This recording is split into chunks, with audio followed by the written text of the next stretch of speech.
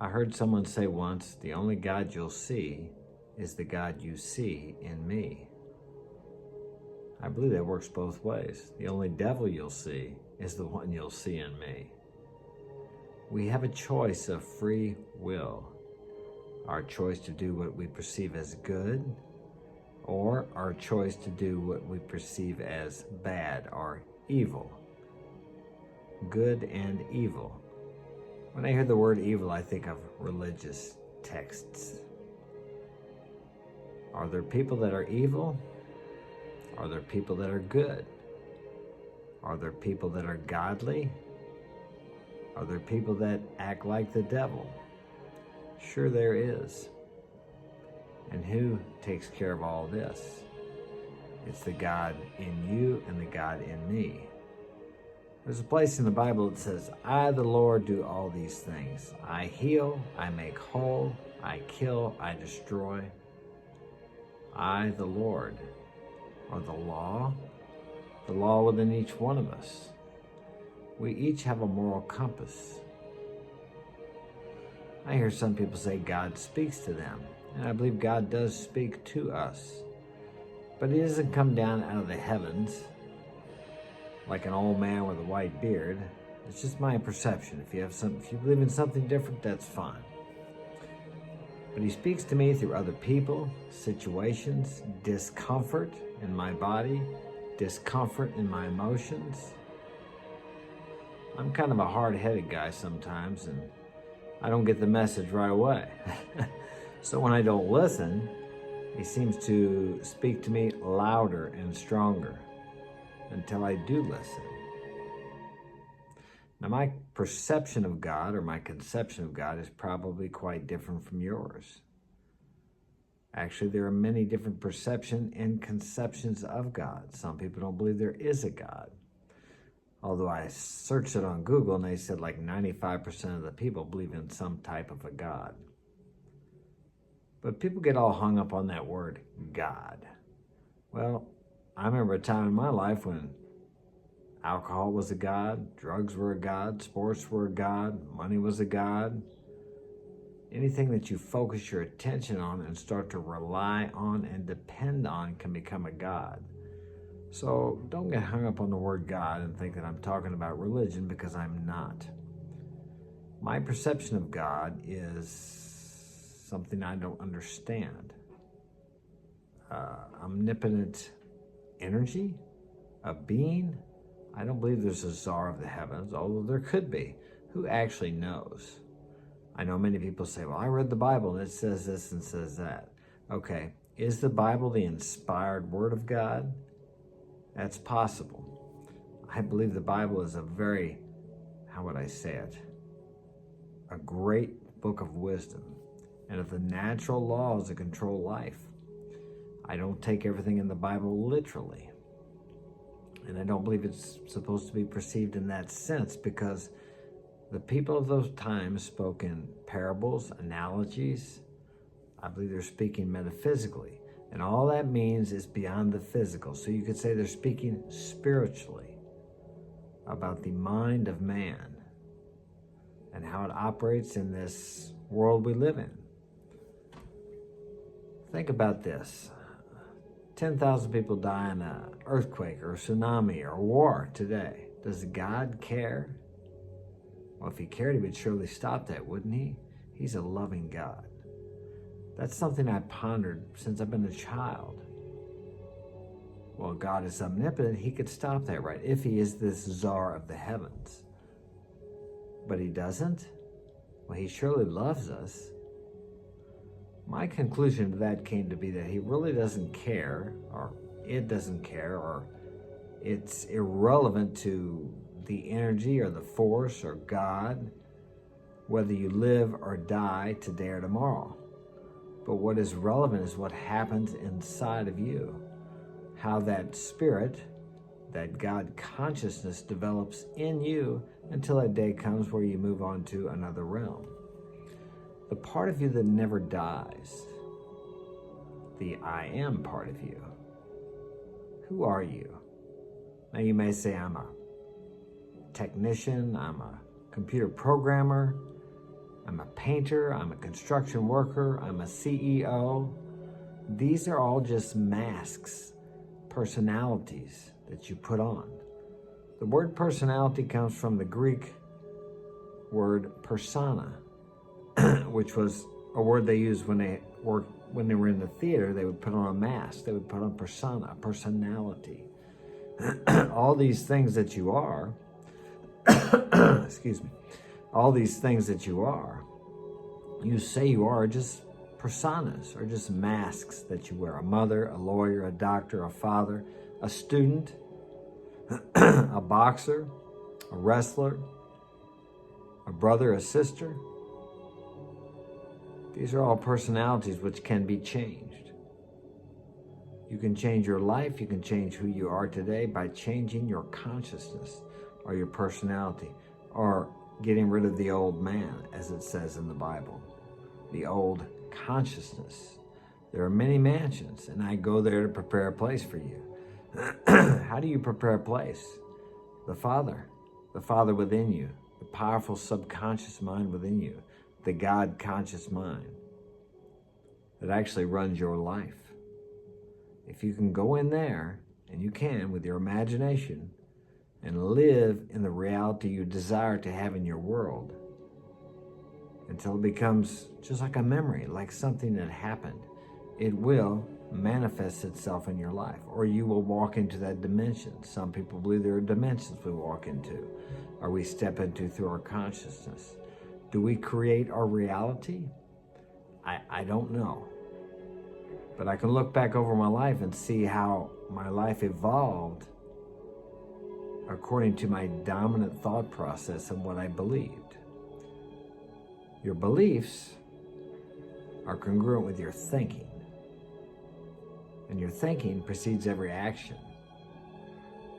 So faith without works is dead, or belief without action is dead. You can believe something, but really your belief is evidenced by the action you take in the direction of that belief, or in the direction of your desires. But when you believe in something greater than yourself, now when I talk about greater than yourself, I'm talking about greater than your thinking mind. We are taught, really from the time we're born, to think, to logically figure everything out, to rationalize everything, to deduct everything. But that's actually the weakest form of getting what we want that there actually is. There's a part of us that knows exactly what we want, a part of us that knows exactly how to get it. But we can't get in there and figure out the ways and means. Now we have to take action, we have to step in the direction. But so many people won't start because they can't see the whole pathway. And some of you have heard me say this before. Dr. Martin Luther King Jr., you don't have to see the whole staircase, just take the first step.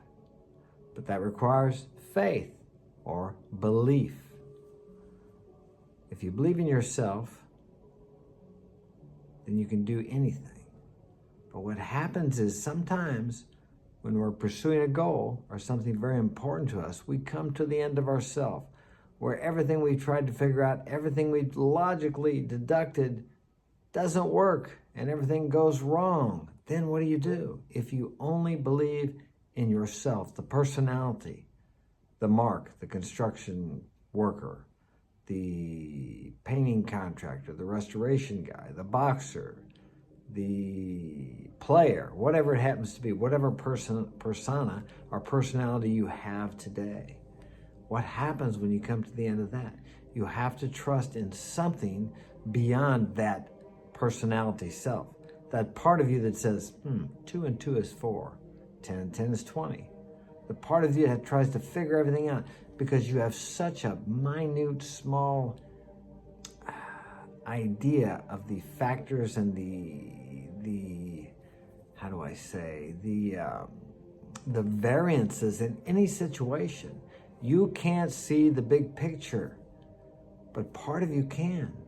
That God conscious part of you, the superconscious, the subconscious, this part of you that is below the surface knows the eternal now, There is no future. There is no past. It's only now. That's why you've heard about people having clairvoyance. They've seen things happen before they happen.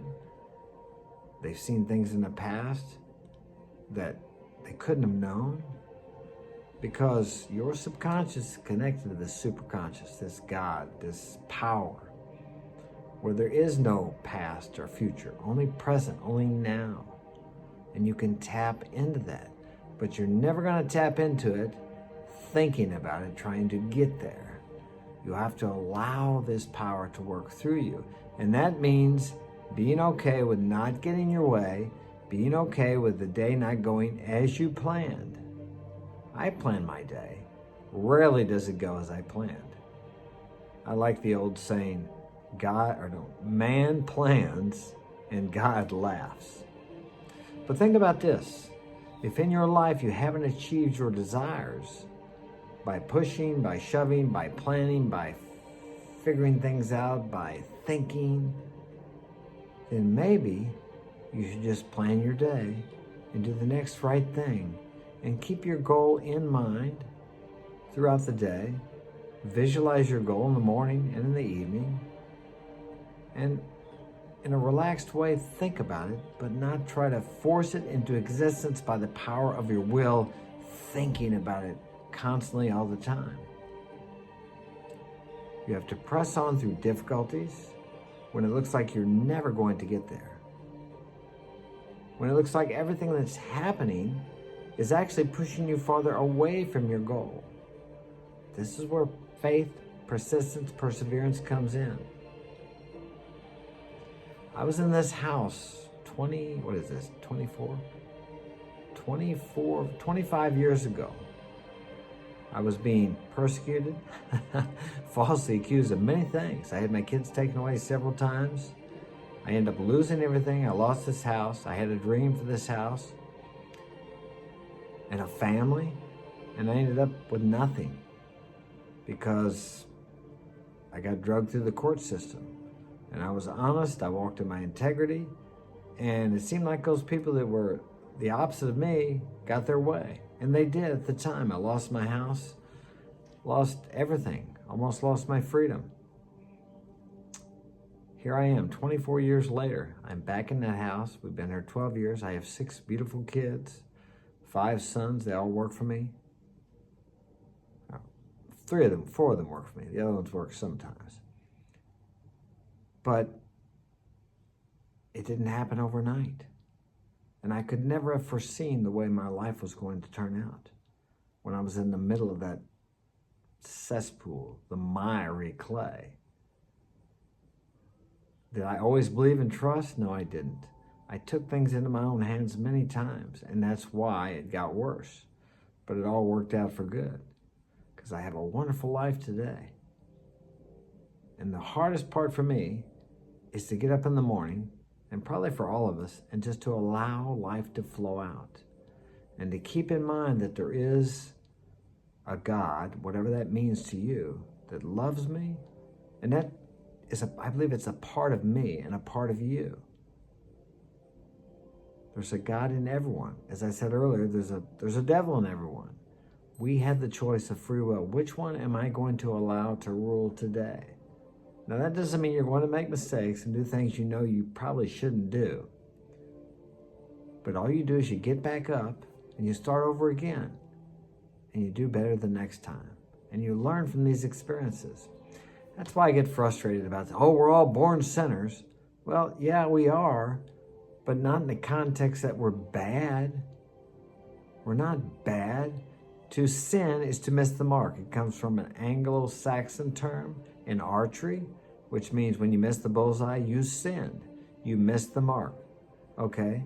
So yeah, we're all going to miss the mark every day. But we get back up and we try to do better. God judges us by our intentions. We may not fully fulfill our intentions of what we desire are good, but we're putting the effort out. We try. Most people live lives of quiet desperation, and I don't believe you're one of those people, or you wouldn't be listening to me this far. You want something more, and we're designed to want more. And it's okay to want more. But we need to learn to be grateful for what we have today, because that gratitude brings more into our lives. Everything I want, how do I say it? I know this. Everything I have today is something I wanted yesterday. And I would say that rings true for you in your life. And you realize these things aren't going to make you happy. The joy truly is in the journey.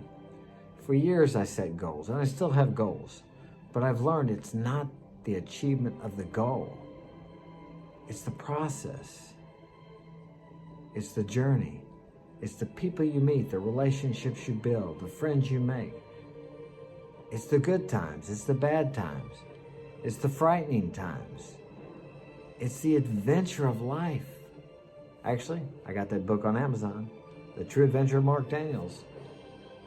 Check it out. Coming Back Home, The True Adventure of Mark Daniels.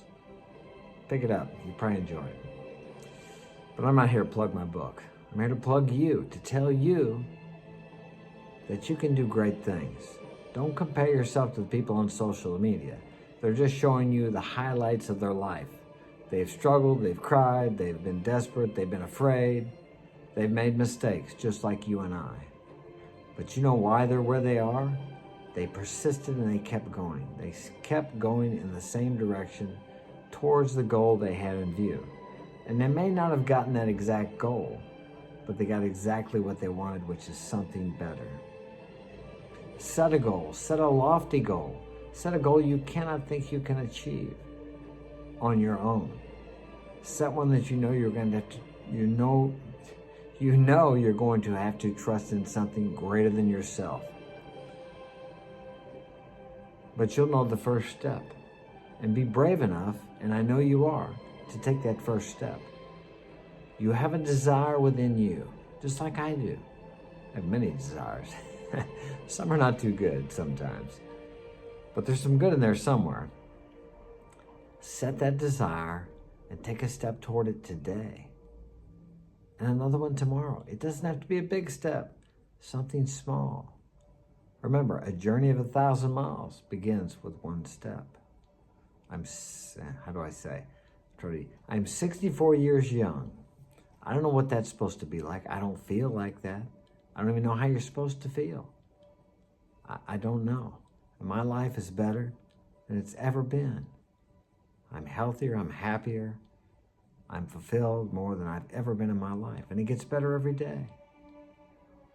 Why? I don't know why. I just do these things that people suggest. I do the next right thing. Do I ever feel down? Of course I do. That's a human experience. Life would be boring if you went to a movie, and I use this analogy all the time. And the main character grew up with a great family, healthy family, brothers and sisters, went to school, got straight A's, went to college, honor roll, dean's list, whatever. Got a great job, met the perfect woman, had kids, all healthy. You'd probably, before the movie was over, because you know the rest of his life's going to be perfect, you'd get up and walk out. Your life is that movie. The heart monitor in a hospital on that machine, when it's going up and down, you're alive. When that sucker's straight across, you're dead. And that's what happens to people because they don't pursue their desires, their dreams that they were born with. They're just here. They have to use drugs, alcohol, pornography, whatever, to feel something. Because they're not risking, they're not challenging themselves. They're playing it safe.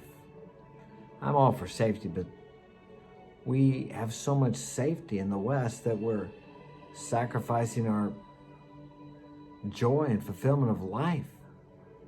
We're so afraid of getting hurt or making a mistake or being uncomfortable. That seems to be the new buzzword. That makes me uncomfortable. Good. Everything you desire is out of your comfort zone. Everything is on the other side of your comfort zone. Step over that line. Take a chance today. Pursue a goal. Write it down. Less than 1% of the people have a written goal. Do you have a written goal? If not, write one down today. Look at it twice a day. Dream about it. And then take inspired action. And you will achieve that goal or something better. Thanks for listening. Like and subscribe if you liked it. If you didn't, don't. We can't even say we don't like it anymore. They got rid of the down thumb. Whatever. Okay, have a great day. Thanks for joining me. If there's anything I can do for you, shoot me a message. Take care.